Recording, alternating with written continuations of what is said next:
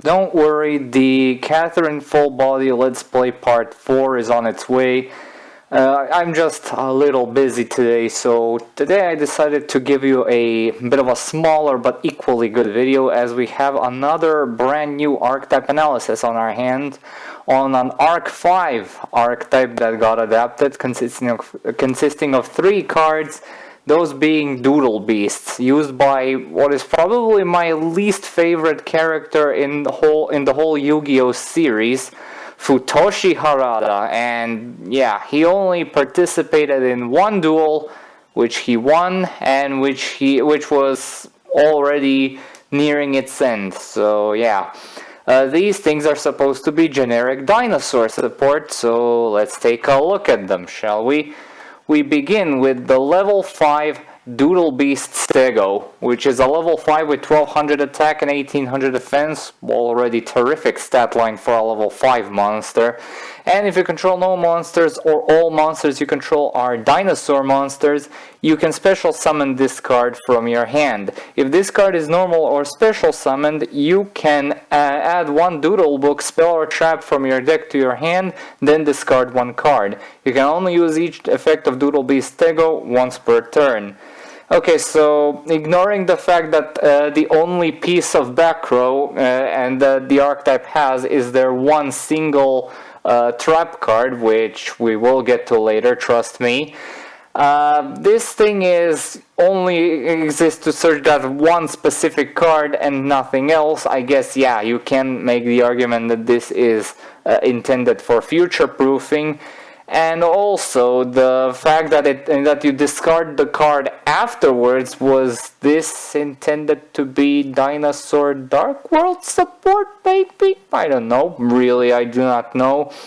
But it's nice that this thing is able to be special summoned, kind of like Gillosaurus. I mean, yeah, you can combo this with 3 Gillosaurus and to go into a Link 4 monster without using your normal summon. So yeah. It's not too bad, but it's not too amazing either. Their other card, and their second to last card, is Doodle Beast Tyranno. This one is a level 8 dinosaur with 2400 attack and 1200 defense. Again, very pathetic stats for a level 8 monster. And you can tribute summon this card by tributing one dinosaur monster, so you can only tribute one monster in order to summon him, which makes the stat line a bit more understandable. During the main phase, if a dinosaur monster is on the field, you can quick effect immediately after this effect resolves, tribute summon this card from your hand. You can only use this effect of Doodle Beast Tyranno once per turn. If this card is normal summoned, you can destroy one monster on the field. Then, if this card was tribute summoned by tributing a Doodle Beast monster, it gains attack equal to half the attack of the destroyed monster had on the field. Okay, so a monster with a quick effect normal summon kind of thing, which can pop the opponent's monsters, and if you for some reason tributed Stego or another Tyranno for it, it gains the attack of the destroyed monster, which is not bad in hindsight, presuming for the fact that you have have the field presence in order to facilitate this kind of effect. And dinosaurs aren't usually known to end their turns on multiple monsters which can provide easy tribute fodder. They usually end on a singular Ultimate Conductor Tyranno or another supplementary monster to support it. Rarely whole fields packed with other dinosaur monsters. If they have multiple monsters on the field, they're usually going to be non-dinosaur extra deck monsters or dinosaur extra deck monsters which are worth keeping on the field. So yeah, but to be fair, this card is far from terrible. It actually provides some decent quick disruption and utility for the archetype, well, for the whole dinosaur type in general. So it's also an earth monster and it's a trade-in target, so you can't go wrong with running 1 or 2 of these depending on your preference. And their last card, and quite presumably the funniest among them, is Doodle Book.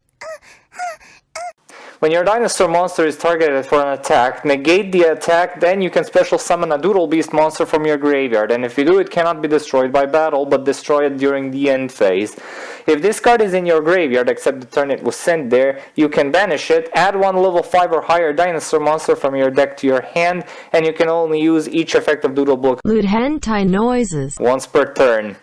Yeah, this again turns Foolish Burial Goods into a additional copy of Fossil Dig, which well, searches higher level monsters as opposed to lower level ones, which actually makes it quite a decent piece of dinosaur support.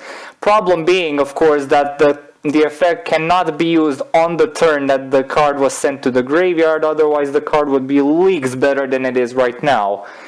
As for the first effect, well, it's there. It might as well not exist, but it's certainly there.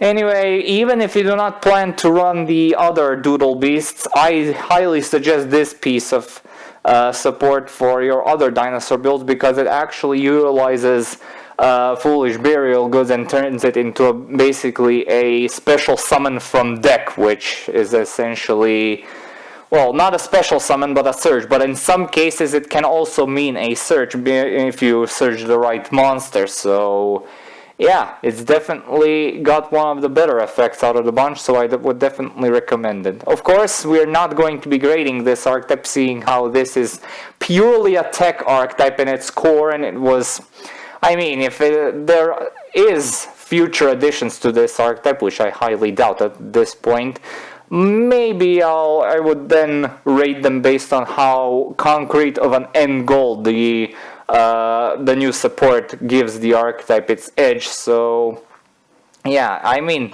the trap card is kind of got cut above the rest, kind of like the worm support card was, W Nebula Meteorite and all that. So yeah, if we expect more generic support like this, then dinosaurs could become much more of an obnoxious engine to play against than it already is. So Konami is going to have to be very careful when it comes to that. And that pretty much concludes this archetype. Yeah, this was a rather short video because yeah, the Let's Plays will continue like normal. After this, I just wanted to get this out of the way, seeing how it's a very small video in comparison to how long the Let's Play episodes are going to be. So yeah, from tomorrow on, or maybe even today if I have enough time for it. I mainly recorded this because I had some other businesses to attend to today, and I need all the time I can get. So yeah, from tomorrow onward you will be seeing regularly scheduled Catherine full body episode parts. So yeah, stay tuned for that. Thank you all so much for watching. Stay tuned for more Red Voctors and updates. Comment, like, and subscribe. Be sure to check out my Patreon when you got the time. Maybe drop a few donations if you feel like it. And as usual, I'll upload the next part or next vid whenever I can. So see you all and have a good day. Peace.